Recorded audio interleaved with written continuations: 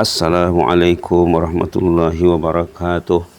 Bismillah walhamdulillah wassalatu wassalamu ala rasulillah wa ala alihi wa sahbihi wa man tabi'ahu walah. Alhamdulillah, di pagi yang mulia ini kita bersama surah Ad-Duha dan ulasannya dalam tafsir Al-Munir karangan Profesor Dr. Wahbah Az-Zuhaili rahimahullah. أعوذ بالله من الشيطان الرجيم بسم الله الرحمن الرحيم والضحى والليل إذا سجى ما ودعك ربك وما قلى وللآخرة خير لك من الأولى ولسوف يعطيك ربك فترضى ألم يجدك يتيما فآوى ووجدك ضالا فهدى ووجدك عائلا فأغنى فأما اليتيم فلا تقهر وأما السائل فلا تنهر وأما بنعمة ربك فحدث. Sadaqallahul azim. Seperti yang sudah berulang kali dikatakan, surah Al-Duha terdiri daripada 11 ayat pendek, 40 perkataan ataupun kalimah, dan 165 huruf. Satu huruf dinilai 10. Jadi bila dibaca sekali dapatlah nilainya 1650. Kurang dari 1 minit ya dibaca surah Al-Duha. Kurang dari 1 menit sudah dapat nilai 1650. Rajin-rajinlah membacanya di pagi dan di petang hari. Nak pergi ke kantor, nak pergi ke sekolah, nak kemana-mana. Jangan lupa membaca surah Ad-Duha dan surah lain juga. Kita bersama tafsir dan ulasan halaman 276 edisi Kuala Lumpur. Tafsir dan ulasan dalam kitab Tafsir Al-Munir tentang surah Ad-Duha. Firman Allah bermaksud demi waktu duha, wal-duha wal-laili iza saja, demi waktu matahari sepenggalahan naik dan demi malam apabila sunyi. Ma wadda'aka rabbuka wa ma qala, Allah tidak meninggalkan kamu wahai Muhammad dan tidak pula benci kepadamu. Di sini Allah bersumpah dengan Ad-Duha, yaitu waktu matahari mulai meninggi di awal pagi. Allah bersumpah dengan fenomena alam, wad-duha, demi waktu duha. Tujuan sumpah ini apa? Pertama, menekankan bahwa fenomena alam ini sangat penting. Kenapa ada waktu duha? Sebelumnya matahari terbit, sebelumnya masih gelap. Siapa yang mengaturkan malam? Siapa yang mengaturkan matahari terbit? Siapa yang mengaturkan waktu duha ini? Tentulah Allah. Jadi Allah bersumpah dengan kekuasaan, dengan fenomena alam yang berhubungan dengan kekuasaan Allah. Yang dimaksudkan di sini ialah waktu siang sebagai gandingan dengan malam, karena di sana ada wal-laili. Jadi gandingan wal-duha itu waktu duha, waktu siang digandingkan dengan waktu malam, wal-laili iza saja. Waktu malam apabila mulai terang dan tenang menyergap cahaya siang dengan kegelapannya. Hilangnya kegelapan malam ya. Datanglah waktu siang. Allah bersumpah dengan kedua-dua fenomena ini bahwa Allah tidak memutuskan hubungannya dengan Muhammad sallallahu alaihi wasallam dan tidak pula meninggalkan baginda. Allah tidak menghentikan wahyu darimu dan tidak membencimu sebenarnya, seperti mana yang disangkakan oleh sebahagian masyarakat waktu itu. Bahkan mungkin dalam hati Rasulullah sendiri tertanya juga, kenapa lambat datang wahyu ini? Ada juga terlintas di hati Rasulullah, kenapa dapat datang wahyu. Malah Khadijah sendiri dalam cerita yang lepas ada cerita lambat juga datang wahyu ini katanya. Kejadian ini menunjukkan bahwa Al-Quran ini diturunkan Allah dengan ketentuannya sendiri, dengan ketetapannya sendiri. Ini yang menurunkan Quran itu Allah, bukan Rasulullah. Ada anggapan mengatakan ini gubahan Muhammad, ini susunan Muhammad, ini rekaan Muhammad, ini ciptaan Muhammad. Kalau Quran itu ciptaan Muhammad, macam mana terhenti turunnya? Inilah sebagai bukti yang kuat, bukti yang terang bahwa Quran itu bukan rekaan Muhammad, bukan gubahan Muhammad. Sekiranya Al-Quran itu dari Muhammad, niscaya ia tidak akan terputus atau tidak akan tertangguh. Itu satu poin ya. Kemudian Allah memberikan berita gembira kepada Rasulnya bahwa masa depannya lebih baik daripada masa sekarang dan masa lampau. Walal akhiratu khairul laka minal ula. Ayat 4 ya. Walal akhiratu khairul laka minal ula. Hari-hari masa depan, besok, lusa dan seterusnya itu lebih baik daripada hari yang sudah ditempuh. Satu lagi maksudnya hari akhirat itu lebih baik bagimu daripada dunia. Sekiranya ditakdirkan wahyu itu benar-benar terputus dari kamu dan kamu wafat, tentu era sesudah meninggal itu lebih baik lagi. Nah, orang beriman juga sebenarnya hari esoknya itu lebih baik daripada hari sekarangnya. Kalau ditakdirkan dia meninggal, sepatutnya orang beriman itu masa depannya lebih bagus daripada masa sekarang. Itu maka dalam Islam dikatakan bila orang itu meninggal dunia telah berpulang ke rahmatullah.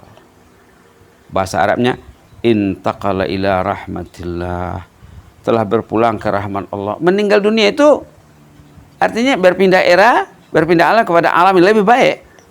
Nah itu walal akhiratu khairul laka minal ula. Cantiknya ulasan ini ya.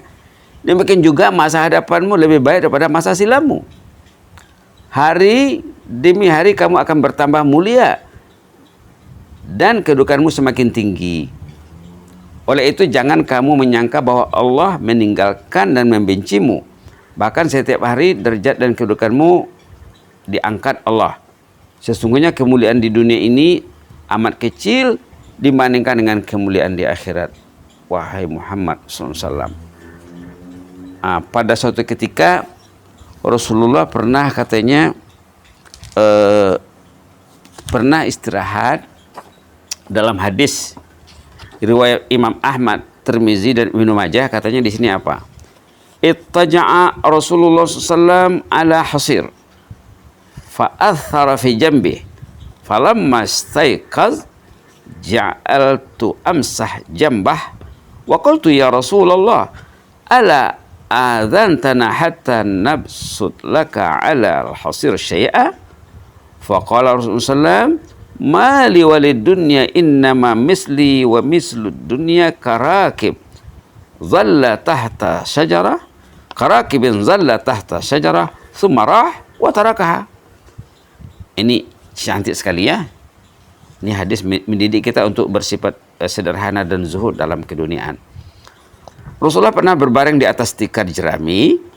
Tikar memberi bekas atau memberi kesan pada lambung baginda, memberi bekas pada badannya karena tikar itu agak keras.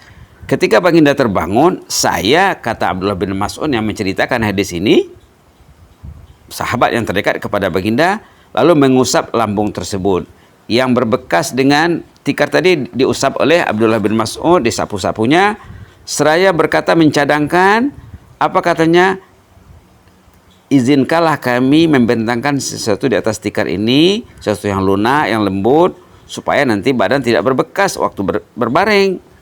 Kata Abdullah bin Mas'ud. Apa jawaban baginda? Mali walid dunya. Apakah bagiku nilai dunia ini? Dunia ini apa saja katanya. Innama misli wa mislu dunya karakib zalla tahta syajarah thumma rah wa tarakaha. Subhanallah. Saya ini hanya bagaikan orang musafir yang bernaung seketika di bawah teduhan pokok sejenak saja. Setelah itu dia akan berangkat dan meninggalkan pokok itu.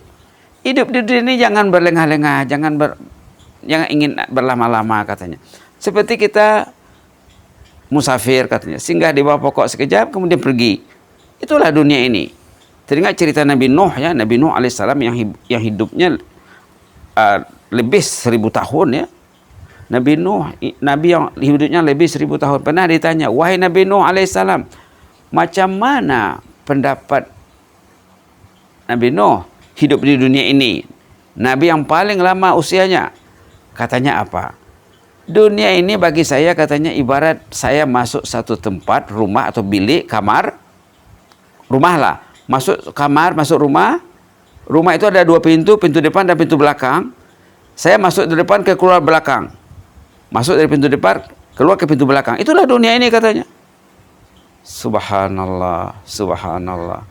Rasulullah juga dikatakan dalam hadis ini, dunia ini sebentar. Dalam hadis lain Rasulullah pernah memegang bahu seorang belia, Abdullah bin Umar namanya. Dipegangnya bahu anak ini. Apa kata Rasulullah? Ya gulam, katanya, wahai gulam, wahai anak belia, anak remaja. Kun fid dunya ka'annaka gharib. Kamu di dunia ini jangan berlengah-lengah. Kamu ini ibarat orang asing. Contohnya orang asing ramai di Brunei bekerja. Nanti dia akan kembali ke negerinya. Di dunia ini juga kita asing di sini. Negeri asal kita di jannah. Kata Rasulullah, kamu hendaklah berada di dunia ini seperti orang asing, orang yang merantau, perantau, pendatang. Au abiru sabil, katanya, atau orang yang cross the way, menyeberang jalan saja, melintas saja. Melintas jalan berapa lama? Sama dengan orang berteduh kan tidak sampai segitu ya.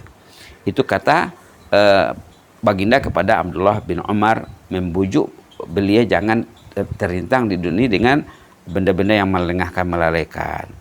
Jadi dalam mengkomentari hadis ini, Abdullah bin Umar sendiri dalam hadisnya mengatakan, iza asbahta fala tantaziril masa wa iza amsayta fala tantaziris sabah, katanya.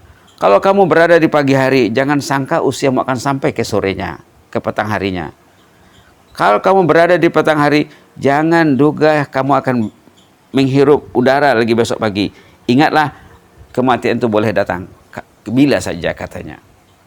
Subhanallah, subhanallah. Begitulah ya, Rasulullah ingin menanamkan semangat kezuhudan terhadap dunia.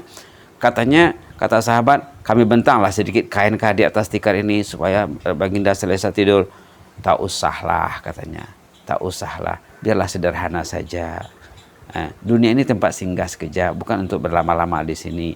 Kalau orang itu terlalu lengkap infrastrukturnya, kelengkapannya terlalu lengkap di rumah, nanti dia akan lalai. Semuanya ada, nanti dia akan lalai. Tidak ingat akhirat, tidak ingat Allah, tidak ingat akan mati, tidak ingat alam kubur. Itu saja dulu ya. Nanti kita akan lanjutkan halaman 277 bersama tafsir Al-Munir. Allahumma zidna wa la tanqusna wa akrimna wa la tuhinna wa atina wa la tahrimna wa athirna wa la tu'sir alaina wa adina wa arda'na ya karim. Na'udzu biridhaka min sakhatik wa bi mu'afatika min uqubatik wa na'udzu bika minka la nuhsi thana'an 'alaik anta kama asnaita 'ala nafsik. Allahumma fas sultanana wa iyana wal muslimin. Allahumma fas sultanana wa iyana wal muslimin. Allahumma hafaz sultanana wa iyana wal muslimin wal nasi ajma'in. Fallahu khairun hafiza wa huwa arhamur rahimin. Hasbunallahu wa ni'mal wakil, ni'mal maula wa ni'man nasir. La ilaha illallah alayhi tawakkaltu wa rabbul arsyil azim. La ilaha illallah alayhi tawakkaltu wa rabbul arsyil azim. Yahya qayyum rahmatika nastaghis. Aslih lana sya'nana kullah wa la takilna ila anfusina tarfata 'ain. Subhana rabbika rabbil izzati amma yasifuna wa salamun alal mursalin walhamdulillahi rabbil alamin. Jazakumullahu khairan, barakallahu fikum. Inni uhibbukum fillah wa astaudiukumullah. Wassalamu alaikum warahmatullahi wabarakatuh.